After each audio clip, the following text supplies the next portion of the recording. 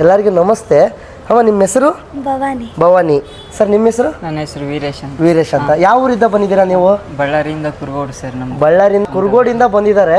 ಒಂದು 3 ಮೆಂಬರ್ಸ್ ಬಂದು ಕಲ್ತು ಹೋಗಿದ್ದಾರೆ. ಇಲ್ಲಿ 1 ಮಂತ್ ಆಯ್ತು ಬಂದು. ಚೆನ್ನಾಗಿ ಕಲಿಸ್ತಾರೆ ಇಲ್ಲಿ ಕ್ಲಾಸಲ್ಲಿ. ಏನು ಅನಿಸುತ್ತೆ ಸರ್? ಇವರು ಡ್ಯಾನ್ಸ್ ಮಾಸ್ಟರ್, ಇವ್ರು ಮಾಸ್ಟ್ರು.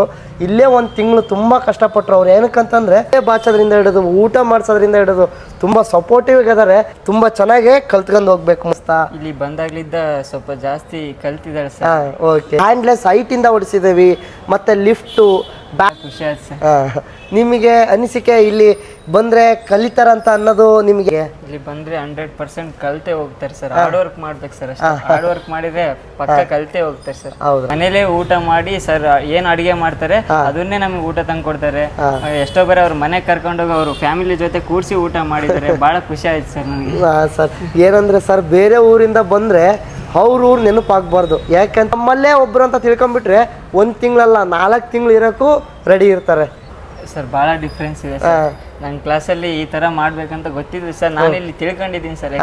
ನಾನು ಒಂದು ಮಾಸ್ಟರ್ ಆಗಿ ಹೇಳ್ತೀನಿ, ತಿಳ್ಕೊಂಡಿದ್ದೀನಿ. ಹೌದು ಸರ್. ನಾ ಯಾರಿದ್ದ ಈಗ ಎಲ್ಲದು ನಮಗೆ ಗೊತ್ತು ಅಂತ ಹೇಳೋಕ್ಕಾಗಲ್ಲ ಸರ್. ಈ ಚಿಕ್ಕ ಮಗುವಿಂದನೂ ಕಲಿಯೋದಿರುತ್ತೆ, ಒಬ್ಬರಿಂದ ಒಬ್ರು ತಿಳ್ಕೊಂಡಿದಿರುತ್ತೆ. ಈಗ ಬೇರೆ ಡ್ಯಾನ್ಸ್ ಕ್ಲಾಸರು ಅವ್ರ ಮಕ್ಕಳನ್ನ ಏನಾದರೂ ಜಿಮ್ನಾಸ್ಟಿಕ್ ಮಾಡ್ಬೇಕಂದ್ರೆ ಇಲ್ಲಿ ಕರ್ಕೊಂಡು ಬಂದುಬಿಟ್ರೆ 100% ಜಿಮ್ನಾಸ್ಟಿಕ್ನ ಹೇಳ್ಕೊಡ್ತಾ ಹೋಗ್ತೇವೆ ನಾವು. ಒಂದಿನಿಂದ 4 ಜನ ಕಲಿಬೇಕು. ಇಂದ ಬರೋರಿಗೆ ಏನು ಹೇಳ್ತೀರಾ? ಮತ್ತೆ ನೆಕ್ಸ್ಟ್ ಬರೋರಿಗೆ ಬಂದು ಕಲಿಬೋದು. ಎಲ್ಲ ಸ್ಟೇಯಿಂಗ್, ಊಟದ ಎಲ್ಲ ವ್ಯವಸ್ಥೆ ಇರುತ್ತೆ. ಎಲ್ಲ ಪ್ರತಿಯೊಬ್ಬರು ಬಂದು ಕಲಿಬೋದು.